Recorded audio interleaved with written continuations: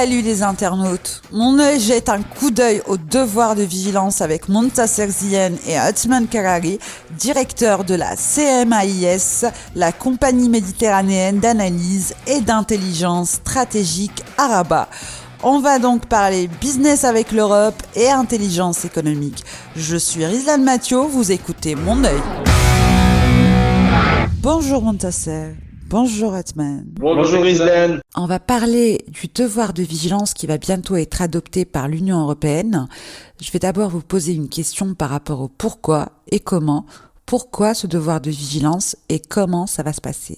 Alors, je vais commencer déjà par pourquoi CMAIS, cabinet de conseil en intelligence économique et en stratégie, s'est saisi de cette problématique. Montasser et moi-même représentons CMAIS, nous sommes les associés du cabinet, nous travaillons sur la gestion du risque.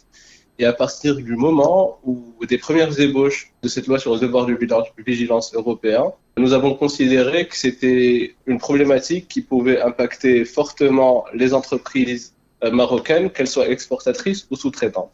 Donc, d'une manière plus générale, pourquoi maintenant pour l'Union européenne? Il y a eu plusieurs lois auparavant qui visaient des secteurs spécifiques en matière de devoir de vigilance, c'est-à-dire s'assurer que l'intégralité de la chaîne de valeur est respectée, que les droits de l'homme sont respectés sur l'intégralité de la chaîne de valeur et qu'il n'y a aucun problème, aucun biais au niveau des fournisseurs, que ce soit par rapport à la qualité, aux conditions de production, au respect des droits de l'homme, au respect du travail et de l'environnement. L'idée n'est pas nouvelle en Europe. Différents pays ont déjà intégré le sujet, notamment la France avec une loi en 2017. C'est quoi la nouveauté ? Aujourd'hui, l'innovation réside dans le fait que ce texte est global, c'est-à-dire qu'il est transverse, il touche tous les secteurs et qu'il peut affecter de manière profonde les fournisseurs, les sous-traitants et les partenaires des entreprises européennes. Par rapport au comment, en fait, l'Union européenne va adopter une directive qui va être présentée par la Commission européenne d'ici la fin 2021. Elle devait être présentée en juin. Mais le fait est qu'il y a eu un fort lobbying et ça a retardé en fait les négociations entre les différents pays membres de l'UE. Une fois que cette directive sera présentée, elle sera débattue.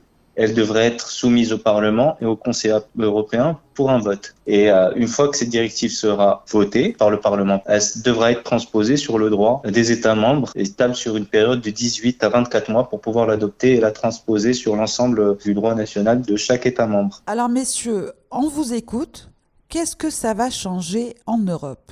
Alors, ce que ça va changer justement, c'est que avant, la question du devoir de vigilance était volontaire. C'est-à-dire que les entreprises, pour pouvoir se positionner comme étant des entreprises éthiques, faisaient ce qu'elles pouvaient de manière volontaire pour démontrer que la chaîne de valeur ne souffrait d'aucune violation de droit, que les partenaires étaient intègres, que les fournisseurs étaient intègres. Donc, ce que ça va changer, c'est qu'aujourd'hui, des sanctions peuvent être prévues par les législations nationales dans le cas où une entreprise européenne serait en relation d'affaires avec une entreprise qui ne respecterait pas l'environnement, les droits de l'homme, la bonne gouvernance ou le droit du travail. C'est un changement fondamental par deux aspects. Le premier, c'est que cette loi est transverse, comme on l'a dit plus tôt, contrairement aux lois précédentes qui pouvaient toucher, par exemple, le secteur extractif ou des secteurs qui sont sous le feu des projecteurs. Donc ça, c'est la première innovation. Et la deuxième, c'est l'existence de futures sanctions pour les entreprises qui ne se plieraient pas à cette nouvelle réglementation. Ce qui nous intéresse aussi, et on verra tout à l'heure pourquoi, c'est ce que ça va changer pour les entreprises marocaines. Alors, pour le Maroc, effectivement, cette nouvelle directive, elle s'impose aussi bien aux entreprises qui sont actives, aux entreprises européennes actives en Europe, mais elle s'appliquera également aux entreprises exportatrices vers le marché européen. Et ça pose une grosse problématique pour les entreprises, notamment marocaines, qui exportent vers l'Union européenne, qui vont devoir adopter leur réglementation pour pouvoir se plier en fait aux nouvelles obligations de cette nouvelle directive.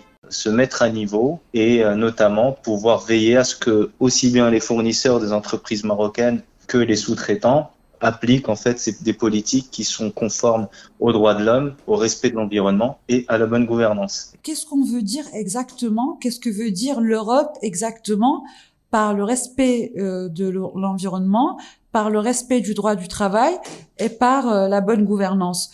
Qu'est-ce qu'ils attendent des exportateurs Qu'est-ce qu'ils attendent des sociétés qui travaillent avec l'Europe? Qu'est-ce qu'ils attendent? Alors, ce qu'ils attendent, c'est qu'on se mette au final au même niveau que les entreprises européennes, au niveau de chacun de ces 3 volets. Pour certains de ces volets, il est plus simple de quantifier les efforts à faire pour arriver à cette mise aux normes que pour d'autres. J'entends par là, sur la question environnementale par exemple, l'empreinte carbone du processus de production peut être mesurée, peut être quantifiée, et des efforts peuvent être faits pour réduire l'empreinte carbone d'un processus de production. Vous n'êtes pas sans savoir qu'aujourd'hui, les entreprises européennes, dans le cadre de l'accord de Paris et de la baisse de l'empreinte carbone des entreprises, sont tenues de respecter certains quotas en termes de production de CO2 dans leur processus de production, justement. Donc aujourd'hui, par exemple, sur le volet environnemental, on va demander aux entreprises exportatrices vers le marché européen de respecter les mêmes quotas que les entreprises européennes. L'Union européenne considérant que les entreprises exportant sur le marché européen à des niveaux plus élevés d'empreinte carbone font de la concurrence déloyale aux entreprises européennes. Donc sur le volet environnemental, la chose est quantifiable. Comme vous le savez, la question des droits de l'homme est plus subtile parce qu'il y a une question de doctrine européenne des droits de l'homme sur laquelle on n'est peut-être pas totalement aligné, chaque pays et chaque territoire ayant sa propre conception des droits de l'homme. Et c'est à ce niveau-là où les subtilités vont être un peu plus importantes et plus difficiles à mettre au niveau de ce que demande l'Europe en matière de respect des droits de l'homme.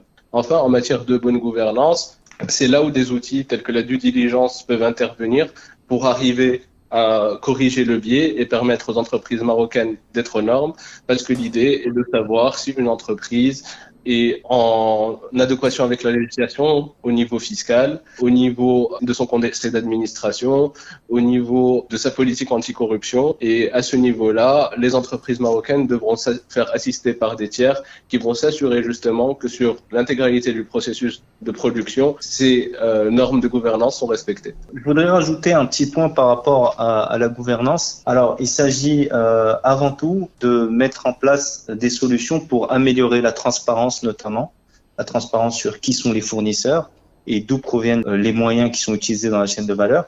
Et la deuxième, ce serait la traçabilité des chaînes de valeur. Donc ça va permettre en fait aux entreprises de pouvoir tracer en toute transparence les chaînes d'approvisionnement et donc à terme pouvoir définir les risques associés à chacun des acteurs. Et donc par conséquent pouvoir mettre en place des actions qui vont pouvoir permettre de mitiger ces risques-là par rapport à chaque acteur ou chaque partie prenante, et puis au final de pouvoir générer des reportings qui vont contenir des indicateurs spécifiques.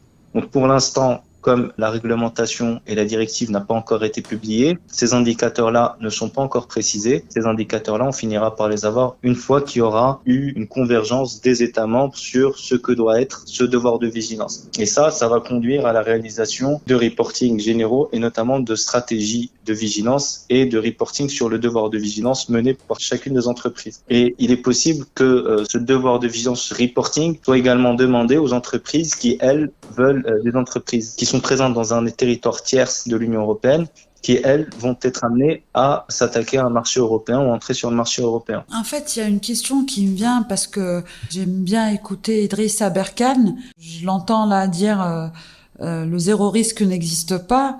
Concrètement, est-ce que c'est tenable selon vous cette idée du zéro risque? Alors, effectivement, la question du zéro risque, c'est vrai que on peut dire que c'est une chimère, c'est impossible de dire qu'aujourd'hui on va atteindre zéro risque ou avoir un secteur, une activité économique qui ne présente aucun risque, du fait de que il y a des paramètres externes qu'on ne maîtrise pas. Notamment, on peut parler des crises continues que nous vivons dans le monde depuis certaines années. Et donc, c'est crise après crise après crise. Et ça, c'est quelque chose qu'on peut anticiper, mais éliminer totalement, c'est très difficile.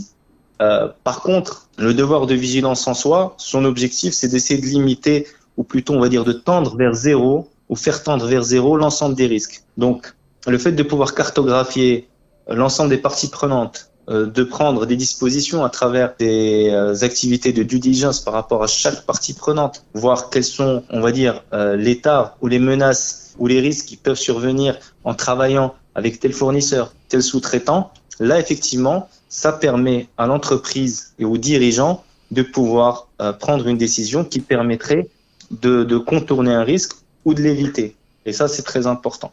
Il y a un autre point aussi que j'aimerais évoquer, c'est que il y a un risque également, on a évoqué tout à l'heure la question de l'impact de ce devoir de vigilance sur les entreprises marocaines. Ce devoir de vigilance peut représenter un outil de guerre économique, notamment pour écarter des fournisseurs qui ne font pas partie de l'Union européenne et qui ne respecteraient pas ce droit de vigilance et ainsi pouvoir avantager les fournisseurs européens. Donc ça, c'est un paramètre extrêmement important dont il faut tenir compte et qui est un risque, effectivement, que les entreprises étrangères et notamment les entreprises marocaines devraient prendre compte. Pour ajouter un élément par rapport à cette réflexion, je me référais à la traduction française du terme due diligence. La due diligence, c'est un devoir de diligence raisonnable. C'est-à-dire qu'on admet par là qu'il n'existe pas de zéro risque. C'est-à-dire que c'est une diligence raisonnable, c'est-à-dire qu'on doit faire le maximum que l'on puisse faire pour mitiger le risque. Le risque zéro n'existe pas, mais l'idée, c'est que l'entreprise démontre sa bonne foi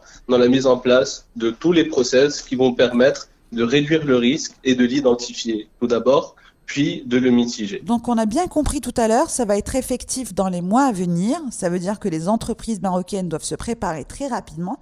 Je suppose que vous êtes à fond là-dessus ?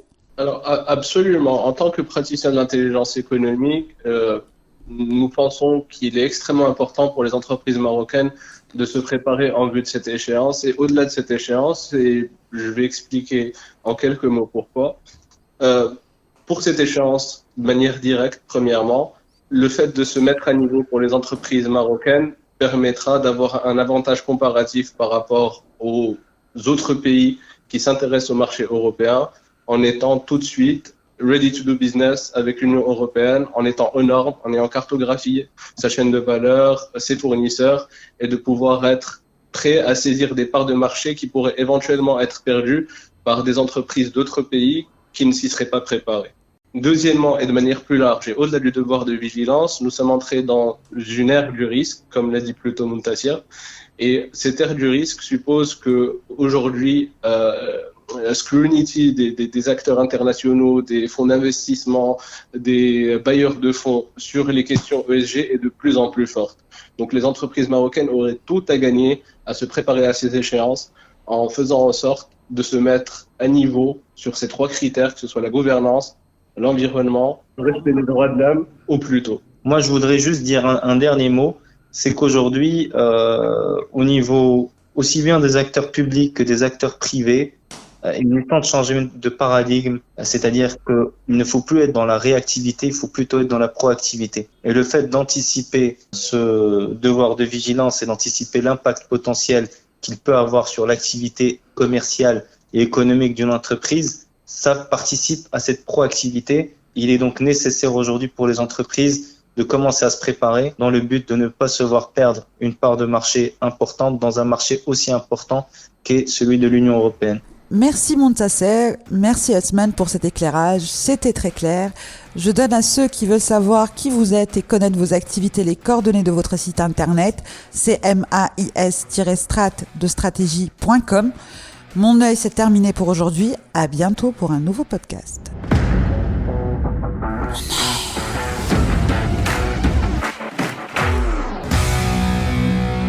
Bang bang.